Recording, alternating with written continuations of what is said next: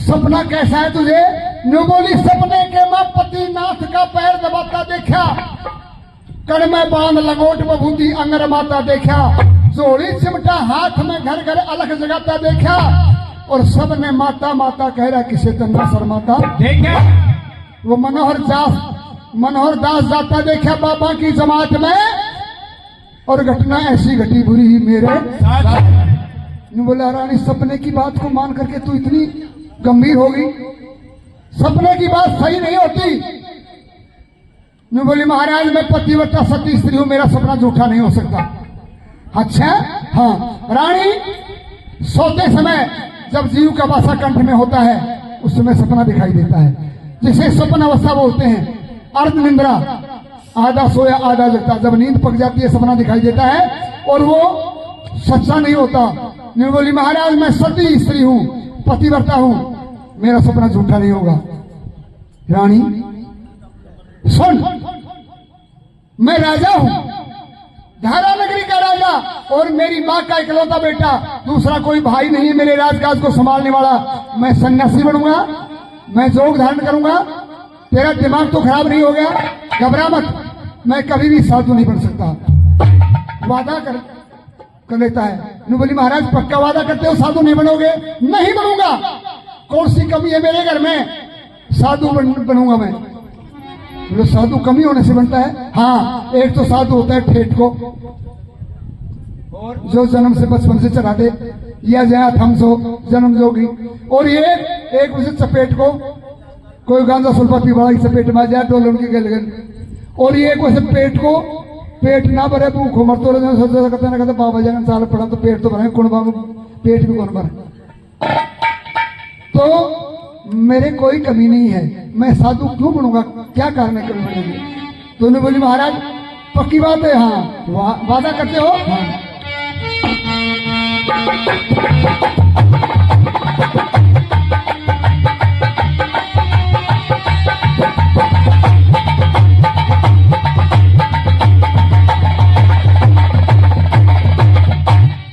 चल वादा कर ले साजना, तेरे बिना मैं न रहूं, मेरे बिना तू न रहे, होके जुदा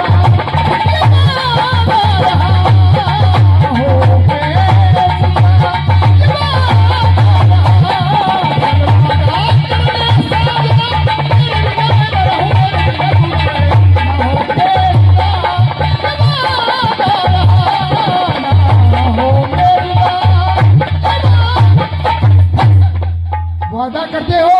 रानी में विश्वास दिलाता हूं मैं साधु नहीं बनूंगा। पहरी बंधा देता है रानी को, उठते ही सुबह चला जाता है दरबार में। उधर माता मैनावती यही सोच करती है कि मेरा बेटा न जाने मुझे कब छोड़ करके ले जाए, इसी सोच में, इसी चिंता में रहती है। और एक दिन महाराज भर्तृ गुरु पीर जालंधरनाथ जी गोरखनाथ जी की जमात के साथ में बगीचे में आ जाते हैं, धारा नगरी के अंदर डेरा लगा लेते हैं, और गोरखनाथ जी आदेश करते हैं कि बेटा जाओ अपनी बहन के घर से भिक्षा मांग करके लाओ। भर्तृ महाराज बहन मैनावती के महल में भिक्षा लेने के लिए आ जाते हैं, अलग जगाते हैं। मैनावती देखकर कहती है भर्तृ तू राजा है उज्जैन नगरी का, और ये क्या भेष बना रखा है, राज छोड़ करके सन्यासी बन गया, फकीर बन गया, जोगी बन गया? हाँ बहन। क्यों? विक्रम ने तेरा राज छीन लिया, या कोई और दुश्मन आकर के लड़ाई करके राज छीन लिया, या पिंगला से झगड़ा हो गया? कारण क्या है सन्यासी बनने का? बोला बहन मैं अपने आप को अमर कर लिया, गुरु की शरण में चला गया, और गुरु ने मुझे सदा के लिए अमर कर दिया। अमर कर दिया? हाँ। अमर का नाम सुना, और माता मैनावती को अपना गोपीचंद याद आया। मेरा गोपीचंद भी अमर हो जाए तो 12 साल पूरे होने, कभी में नहीं मरेगा वो तो 12 साल पूरे हो रहे हैं, नहीं जाने कब छोड़ दे मुझे। नहीं बोली भर्तृ मैं तेरी बहन हूं, तू मेरा भाई है, मैं तेरा एहसान नहीं भूलूंगी जिंदगी भर। तू मेरा बड़ा भाई है, मेरे इकलौते बेटे को जो तेरा भांजा है गोपीचंद उसको भी अमर कर दे, तेरा बहुत भला होगा। बहन ये अमर करने की हिम्मत, ये ताकत, ये क्षमता मेरे अंदर नहीं है। अगर तुझे गोपीचंद को अमर करवाना है तो तेरे बगीचे में 1444 चेलों सहित गुरु पीर जालंधर नाथ जी, गुरु गोरखनाथ जी आए हुए हैं, वहां ले जाओ और अमर करवा के लाओ। वो ही कर सकते हैं।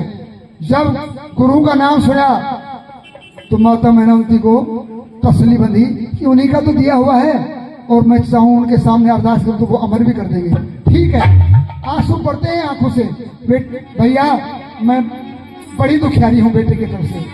और गोपीचंद के पास में जाती है और गोपीचंद से कह रही थी, बेटा आज हमारे बगीचे में गुरु गोरखनाथ जी, पीर जालंधर नाथ जी आए हुए हैं, अपनी जमात सहित चल तुझे संतों के दर्शन करा के लाती हूं।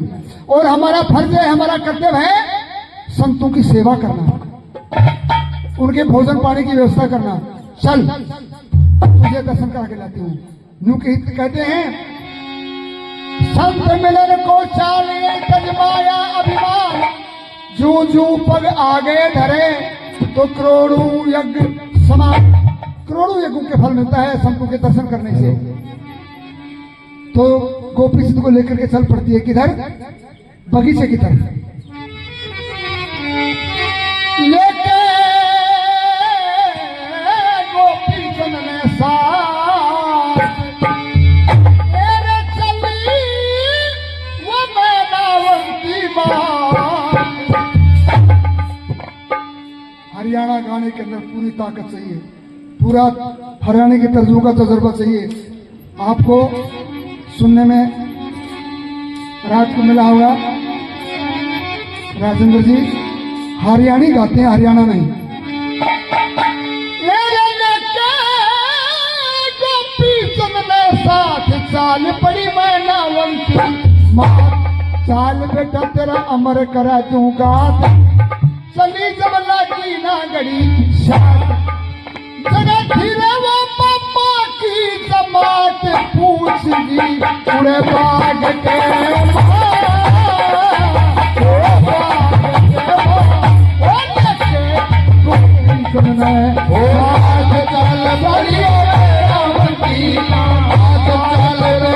अमर करा दो बात दबरे लगी ना गड़ी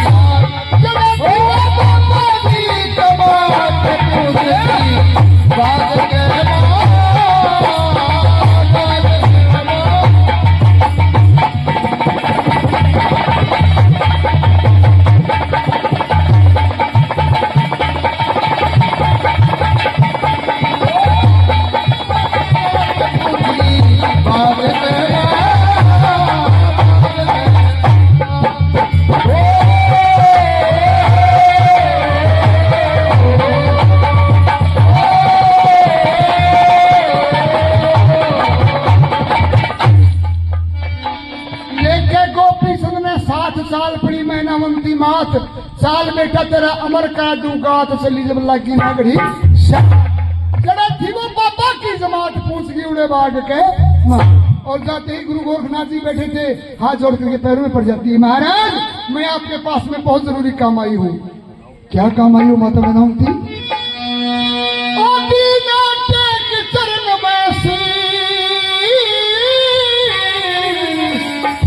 गुरु जी तुम पूर्ण विश्वास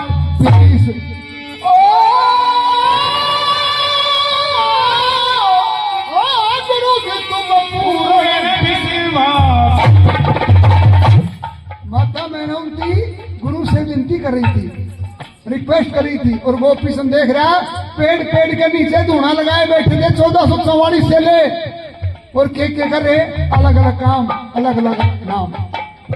गुरु जी तुम पूर्ण विश्वास कोई पीस रहा था, कोई पीस रहा था, और कोई था पापा नंग धड़क, कोई पीस रहा था, कोई बभूतर मारा अंग, कोई कर रहा था सत्संग, कोई बभूतर मारा अंग, कोई कर रहा था सत्संग, और कोई तारो खरताले, कोई रखाट रहा था रंग सुरीले,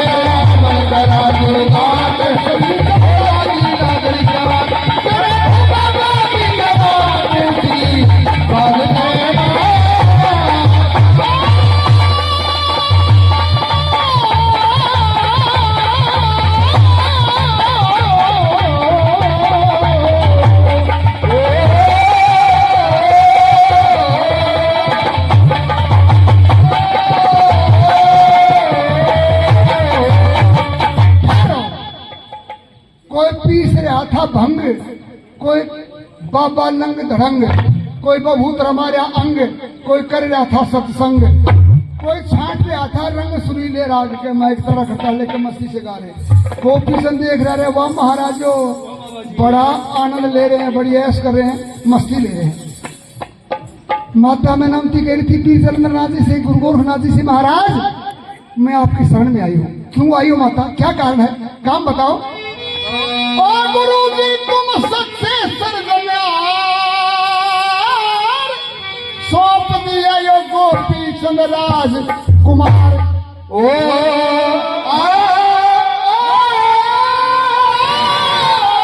सौंप दिया गोपी चंद राज। माता ये राजकुमार हमें सौंप रही हो, हमारे पास कैसे रहेगा, राजघराने का बच्चा है, वहां ले जाओ राज दरबार में। न्यू बोली महाराज रह जाएगा, कैसे रहेगा, करो प्यार करो प्यार जाएगा ठहर, इसका छुटवा जो ना शहर। करो प्यार जाएगा ठहर, इसका छुटवा जो ना शहर। हटा दो कथी जानते कहर, हटा दो कथी जानते कहर, बहा दो सत्संग रूपी नहर। हटा दो कथी जानते कहर, बहा दो